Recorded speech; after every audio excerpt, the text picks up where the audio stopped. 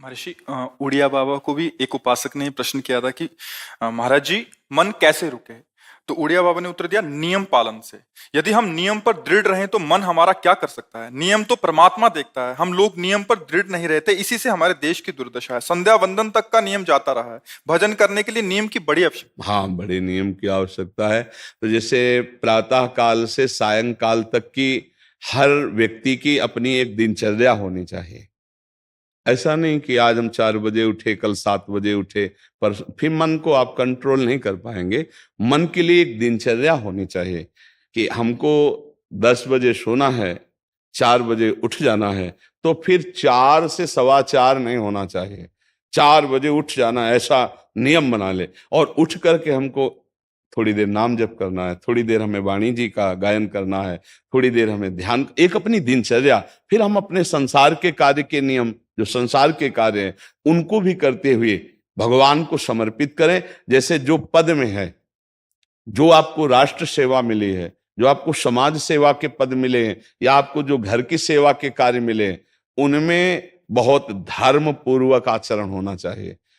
अगर आप अधर्म आचरण करते हैं, अपने पद का दुरुपयोग करते हैं, तो आप सुबह जग करके थोड़ा माला चला लीजिए, फिर भी आपका कल्याण नहीं होगा, क्योंकि आप अपने पद का, अपने सेवा का दुरुपयोग कर रहे हैं। जैसे हम जानते हैं कि अधर्म आचरण है, ये अधर्मी है, हमें पता है दोषी है, और वो हमको कुछ धन दे देता है, और हम उसको मुक्त करवाने की बात सोचते हैं, और जो निर्दोष है उसको फंसा देते हैं।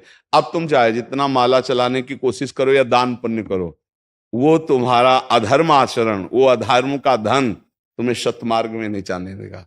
नियम लेना चाहिए कि जिस पद में है, जिस धर्म में है, जिस कर्तव्य में है, चाहे कुछ भी हो जाए, हम अपने कर्तव्य से विमुख नहीं होंगे। जितना जप महान है, उतने कर्तव्य महान है। दोनों बातें समझना है। जब माला फेरा और इसके बाद बेईमानी, अधर्माचरण, इनका कोई नियम नहीं है कि हमें कैसे चलना है, तो वो माला काम नहीं कर पाएगा, क्योंकि उसका तभी सत्य भाव माना जाएगा माला जपला जब धर्माचरण है। धर्माचरण नियम से। बोले वो बड़े कट्टर नियम वाले हैं, उनको घूस नहीं, आप उनको भयभीत करके नहीं काम करवा सकते, प्रलोभन में काम नहीं करा सकते। ये हमारी गृहस्थी है ना, तो गृहस्थी के पालन के लिए धन चाहिए, और धन के लिए हम धर्म को आगे रखें, धन को नहीं। धर्म को, हमारा कर्तव्य क्या, प्रायः जैसे पूज्य बाबा ने कहा, आज हमारे देश में बहुत दुर्दशा हो रही है। दुर्दशा हो रही, क्यों? क्योंकि सब अपनी जगह से गलत हो रहे हैं। अगर अपनी जगह हम ठीक रहे तो हमारी दुर्दशा नहीं होगी। हमारा भजन कम होगा, लेकिन हम धर्म से चल रहे हैं तो हम विजयी होंगे। हम भगवान को प्रसन्न कर सकते हैं, क्योंकि हमें जो कार्य मिला है वो भगवान का ही कार्य, सृष्टि भगवान का कार्य। जैसे नए बच्चे कुछ वकालत पढ़ रहे थे, तो यहाँ के प्रश्न किया था कि हम जानते हैं कि वो दोषी नहीं है, हम जानते हैं कि वो दोषी है, पर दोषी हमें पैसा दे रहा है, तो हम वकालत पढ़ी इसीलिए, हम उसको जिताएंगे, तो क्या कोई पाप है? तो उनका खुला पाप है।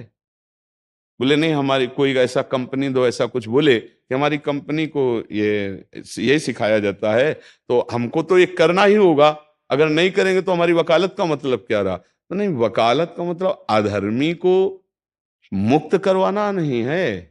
वकालत का मतलब अधर्मी के सबूत एकत्रित करके उसको दंड दिलवाना है, और धर्मात्मा को मुक्त करवाना है। अब इसके लिए आपके पास अर्थव्यवस्था अगर कमजोर भी है, तो धर्म व्यवस्था आपकी पूरी है। धर्म व्यवस्था ठीक है तो परिवार स्वस्थ रहेगा, सुखी रहेगा, भगवान आप पर प्रसन्न रहेंगे। अच्छा, फिर हमने तर्क रखा कि जैसे आपकी बहन के साथ कोई गलत व्यवहार करे, आपको पता है, और वो आपको 10 लाख रुपया घूस दे, तो क्या आप उसका पक्ष लेंगे? नहीं। तो फिर दूसरी बहन के साथ किया है। अब यहां विचार करना है ना, अपने भाई का अगर कत्ल किए हो, मुझे पता हो कि ये दोषी है, तो क्या हम पैसे से उसको मुक्त करने देंगे? लगेगा कि जान की बाजी लगा देंगे, और तुम्हें हम, ऐसे ही एक गरीब आदमी की किसी ने हत्या की है, तो आपका पक्ष बनता है। पर यह ज्ञान कहां मिलेगा? बिना अध्यात्म के ज्ञान तो मिलेगा नहीं। ज्ञान तो इस बात का मिला कि कैसे पैसा कमाया जाए। अच्छा, वो पैसा यदि अधर्म से आया है तो आपकी दुर्दशा कर देगा, आपकी बुद्धि भ्रष्ट कर देगा।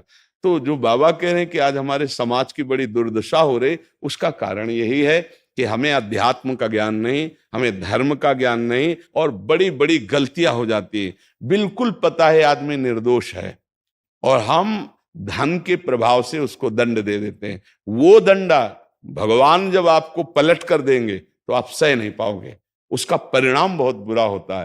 तो इसलिए समाज को चाहिए अपने अपने कर्तव्य का पालन करते हुए एक नियमावली बना ले। जैसे कुछ दुकानों का नियम होता है कि वहां फिक्स रेट होता है, नहीं होता? वहां ये नहीं चलेगा कि कसम से कहते हैं कि तुम्हें हम अपना जान करके कि 100 रुपया मीटर ये मिला है, हम बिल्कुल मुनाफा नहीं ले रहे। नहीं, झूठ क्यों बोल रहे हो? दुकान खोले हो मुनाफा के लिए, झूठ क्यों बोल रहे हो? नहीं लेंगे मुनाफा, हम जितने का लाए हैं उससे मुनाफा लेंगे, पर 120 रुपया मीटर देंगे, कपड़ा बढ़िया है, नाप फिट है, इससे नीचे नहीं उतरेंगे, हमें सफाई देने की जरूरत नहीं है कि हम कसम खाते हैं या ऐसा। जानते हो ये बिजली है, दुकान है, नौकर लगे हैं, तो इसका मुनाफा लेने के लिए दुकान खोलें, कोई दान करने के लिए तो नहीं। तो सबको पता है मुनाफा लेगा, लेकिन एक फिक्स दाम, उसे 10-20 रुपया का मुनाफा लेकर के हम उसको बेच रहे हैं। लेकिन झूठ क्यों बोले? बोले झूठ के बिना धंधा नहीं चलता। नहीं, ऐसा नहीं है। अब असत्य बोलोगे तो उससे जो आपको मुनाफा मिलेगा वो आपकी बुद्धि भ्रष्ट करेगा, और सत्य है कि मुनाफा के लिए है वही चीज, और आप एक फिक्स रेट में दे रहे, बढ़िया है। अब अगर आप कोई मिलावट करके भोजन सामग्री दे रहे, आपको पता है, तो जो खाने वाले के हृदय में बैठे हुए भगवान है वो तुम्हारे जीवन में मिलावट कर देंगे, तुम्हारा जीवन महान दुखमय हो जाएगा। ये कहां समझा जाता है? एक आदमी सिंथेटिक दूध बना रहा है, उससे कहो ये अपने बच्चे को पिला, नहीं पिलाएगा। फिर ये दूसरे का बच्चा जब पिएगा तो उसकी हालत क्या होगी? दूसरे शरीर में जाएगा तो हालत क्या होगी? वो केवल धन की बुद्धि रख रहा है। एक आदमी घी में केमिकल मिला रहा है, एक ऐसे अभक्ष पदार्थ मिला है, वो स्वयं नहीं खाएगा, लेकिन वो होटलों में भेजा जाएगा, हजारों लाखों लोग खाएंगे, बीमारी बढ़ेगी, उसको रुपया से मतलब है। ये चीज, ये दुर्दशा हर जगह धर्म का ज्ञान न होने के कारण फैल रही, नहीं फैल रही। एक मरीज बीमार है, असली दवाओं में पैसे ज्यादा है, नकली दवा लेकर के असली के दाम में बेच देना, उसको बिल्कुल फायदा ना होना। लेकिन परमात्मा देख रहा है, तुम जानते हो नकली दवा है, वो तो नहीं जानता बेचारा, ज्यादा पढ़े लिखे नहीं, किसान आदमी गांव का आया है, तुमने दे दिया और उसने पैसा दिया असली के। अब वो पैसा तुम्हारी बुद्धि भ्रष्ट करेगा, तुम्हारे परिवार में कलह पैदा करेगा और तुम्हारा पतन कर देगा। ऐसे हर डिपार्टमेंट में, हर विषय में यदि हम अपने धर्म से चले, अपने सत्य से चले और थोड़ा भी भजन होगा, वो आपको उत्तम गति प्रदान करेगा। पर ऐसा कहां समझ में आ रहा? अध्यात्म के बिना भला ऐसा समझ में आएगा? तो इसीलिए कह रहे हैं हमारे देश की दुर्दशा हो रही। पूर्वजों में पहले यह था कि हमारा धर्म नहीं जाना चाहिए चाहे प्राण चले जाएं, हमारा चरित्र नहीं जाना चाहिए चाहे सर्वस्व नष्ट हो जाए।